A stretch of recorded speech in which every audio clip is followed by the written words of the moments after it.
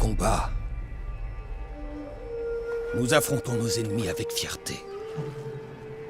Et quand nous leur ôtons la vie, nous leur faisons face, avec courage et avec respect. PlayStation propose depuis plusieurs mois déjà 3 types d'abonnements différents pour son PlayStation Plus. On a le PS Plus Essential, le PS Plus Extra et le PS Plus Premium. Et dans cette vidéo, je vais vous parler de 10 titres du catalogue Extra et Premium que vous devez absolument faire. C'est parti!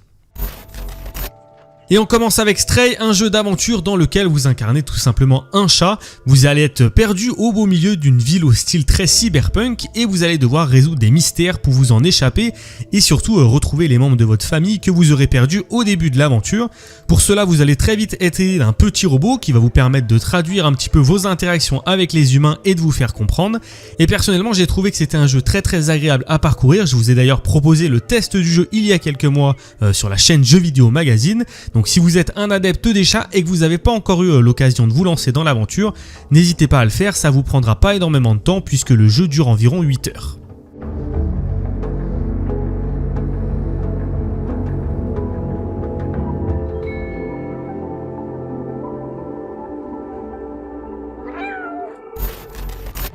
Allez, on enchaîne avec un grand classique de la PS4 puisqu'il était sorti sur la console de Sony en 2020, mais il est ressorti en version Director's Cut en 2021. Je parle évidemment de Ghost of Tsushima Director's Cut du coup. C'est un jeu d'action en monde ouvert qui prend place dans un Japon féodal, dans un magnifique monde ouvert.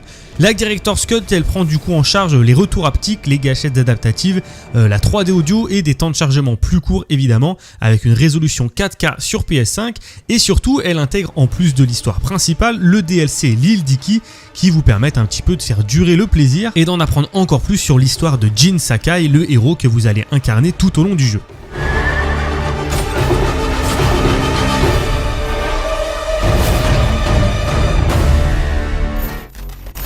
En attendant l'arrivée potentielle d'un remaster ou même d'un remake, vous pouvez toujours vous essayer à la version originale de Bloodborne qui est sortie sur PS4 en 2015. Oui, le temps passe très vite. Et du coup, c'est évidemment développé par From Software, le développeur à l'origine des Souls et de Sekiro Shadows Die Twice notamment, mais aussi d'Elden Ring plus récemment. Bloodborne vous fait donc incarner un voyageur solitaire dans une ville maudite où un inquiétant mystère contamine en fait tout ce qu'il touche et vous allez devoir tout simplement affronter vos peurs en pénétrant dans la ville en ruine de Yharnam, un lieu abandonné et dévasté par une terrible maladie, et vous allez devoir arpenter les ténèbres pour survivre et aller au bout de l'aventure. Et sachant que c'est un Souls-like, évidemment que le gameplay va être assez dur à prendre en main et ça va vous demander beaucoup de réflexes et de boulot pour arriver justement à la fin du jeu.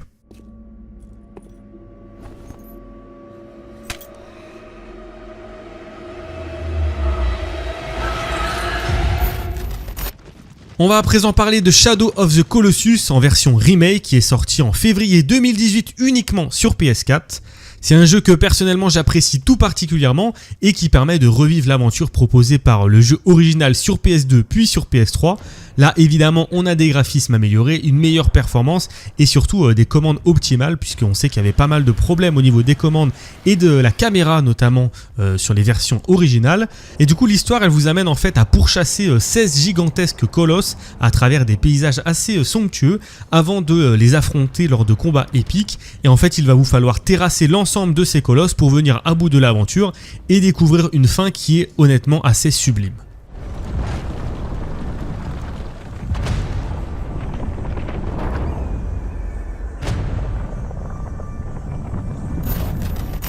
Je vous ai parlé tout à l'heure de Bloodborne, on va à présent parler du remake de Demon's Souls, un autre jeu développé par From Software, même si le remake est fait par Bluepoint Games. C'est sorti en novembre 2020 puisque c'était un des jeux de lancement de la PS5 et mon dieu que le jeu est beau, mon dieu que le remake est ultra réussi. Ça vous plonge dans un univers apocalyptique dans lequel vous incarnez un brave personnage qui va tenter en fait de défier un à un les démons qui ravagent le monde, mais vous allez très vite vous rendre compte que sa quête suicidaire le conduit tout droit à la mort et c'est sous forme de spectre en fait qu'il doit poursuivre sa lutte contre le mal et dès lors l'aventure va commencer. Vous allez affronter pas mal de créatures différentes et là encore c'est un gameplay qui est assez exigeant puisque c'est évidemment dans la veine des Souls-like, mais si vous appréciez ce genre de titre que vous ne l'avez pas encore fait, honnêtement profitez-en maintenant qu'il est intégré au PlayStation Plus Extra et Premium. On continue avec un autre remake puisqu'on va parler à présent de Final Fantasy VII Remake ou Final Fantasy VII Remake Intergrade, dépendant de la console que vous avez. C'est un titre qui est sorti en juin 2021. C'est évidemment une nouvelle vision de l'opus original de la franchise Final Fantasy et vous incarnez toujours Cloud, un ancien soldat ayant rejoint le groupe terroriste Avalanche. Et ce dernier va tout simplement essayer de déjouer les plans de la Shinra et va en venir à se battre avec Sephiroth. Faut savoir que c'est un jeu qui est en plusieurs épisodes puisque l'intrigue a vraiment été retravaillée par les développeurs. On a quelque chose de beaucoup plus consistant qui va vous faire explorer l'un des mondes les plus populaires de la franchise avec un niveau de profondeur et de détail assez inédit. On est très loin de ce qu'on avait sur l'opus original et surtout ça va vous permettre de rencontrer des personnages marquants, de participer à des batailles assez extraordinaires et qui en plus a droit ici à quelques nouveautés, à quelques ajustements. Donc vraiment c'est un très bon titre que je vous conseille évidemment.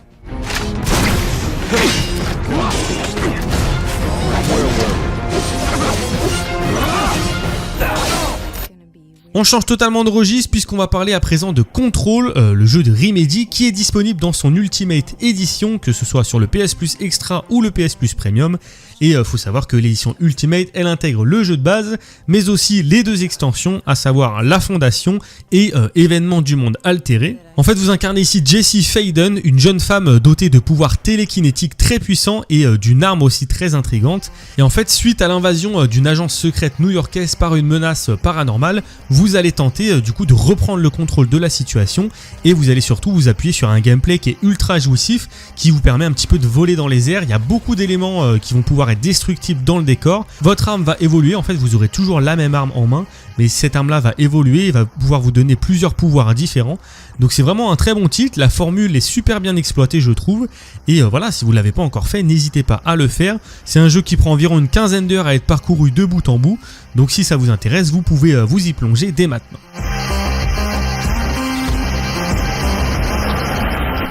They'll try to stop me, but I'm stronger than them. We're stronger.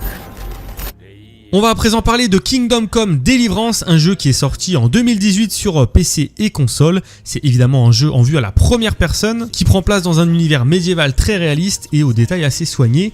Et en fait vous incarnez Henry, un fils de forgeron, et vous êtes plongé dans une cruelle guerre civile dans laquelle vous allez assister impuissant au saccage de votre village et au massacre de vos proches. Et rescapé de justesse, vous allez empoigner votre épée pour venger la mort de vos parents et repousser l'envahisseur. Et dès lors, vous allez partir dans une aventure assez épique où vraiment il y aura une dimension RPG assez prononcée et également un monde ouvert gigantesque, assez réaliste comme je l'ai dit tout à l'heure. Un scénario également non linéaire puisque vous allez pouvoir parcourir chaque quête de différents moyens avec les conséquences que cela va engendrer. Et surtout on aura des combats assez haletants avec des combats à distance, de la furtivité. Donc voilà, vous aurez plus qu'à choisir votre arme et vous lancer dans l'aventure. Un jeu qui reste assez cool, il n'est pas exempt de tout reproche évidemment. C'est pas un jeu parfait mais ça reste une très bonne aventure. Un titre qui est assez agréable à parcourir et qui est du coup disponible dans l'abonnement Premium et l'abonnement Extra du PlayStation Plus.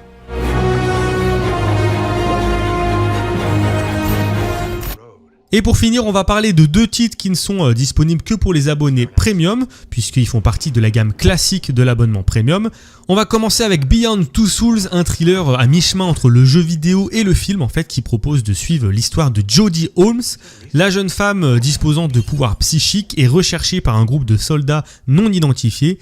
Et en fait, outre survivre, elle va devoir également découvrir sa réelle nature, puisque même elle n'est pas totalement consciente de ce qu'elle est.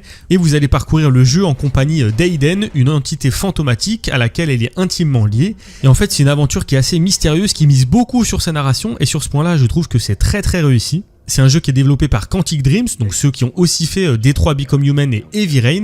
Donc c'est un studio qui a vraiment l'habitude de proposer des histoires très narratives. Et là encore une fois, voilà, je trouve que c'est très très réussi pour un jeu qui est sorti quand même en 2013 et qui est donc disponible uniquement dans l'abonnement PlayStation Plus Premium. Something happened last night, but they know only you know how to deal with what lies beyond the rift. Open the passage? Là encore, on va changer totalement de registre puisqu'on va parler de Bulletstorm Full Clip Edition qui fait également partie de la gamme classique. Pourquoi je dis qu'on change totalement de registre? Tout simplement parce que le Bulletstorm c'est un jeu hyper bourrin, hyper jouissif, notamment dans son gameplay, puisque vraiment vous allez affronter des hordes de mutants sur la planète Stygia. Mais le plus fun en fait c'est que vous allez pouvoir les tuer de façon magistrale, vous allez pouvoir les agripper, les envoyer valser dans le décor ou dans des trous, vous allez pouvoir évidemment utiliser vos armes à feu pour en venir à bout, mais vraiment c'est un gameplay qui est hyper jouissif, qui est hyper facile à prendre en main en plus, et vraiment c'est que du bonheur. Le jeu est pas très long, hein, il fait environ 6 heures, mais pendant 6 heures c'est vraiment que du bonheur de pouvoir dézinguer tout ce qui bouge, presque de la manière dont on veut, et vraiment voilà, si vous êtes un peu de mauvaise humeur, vous jouez à ce jeu, et je vous assure qu'après vous serez détendu, sachant que la Full Clip Edition, elle inclut le jeu original, ainsi que tous les add-ons qui sont sortis depuis. Piece of shit. We're right back where we started. Voilà en tout cas ce que je peux vous dire concernant ces 10 titres inclus dans le PS Plus Extra et le PS Plus Premium, uniquement pour le Premium pour ce qui est des 2 derniers jeux. C'est vraiment des jeux que je vous conseille vivement de faire, c'est vraiment des jeux qui ont chacun leur particularité, mais qui sont tous très plaisants à parcourir. En tout cas, si cette vidéo vous a plu, n'hésitez pas à laisser un like, un commentaire, à la partager, à vous abonner et à activer la petite cloche comme d'habitude pour être au courant de l'arrivée de tous nos prochains contenus. N'hésitez pas également à faire un tour dans la description pour nous suivre sur les réseaux sociaux et vous abonner à la version papier ou numérique du magazine Jeux Vidéo Magazine. C'était Adrien pour JVM, ciao tout le monde. Mérite de souffrir.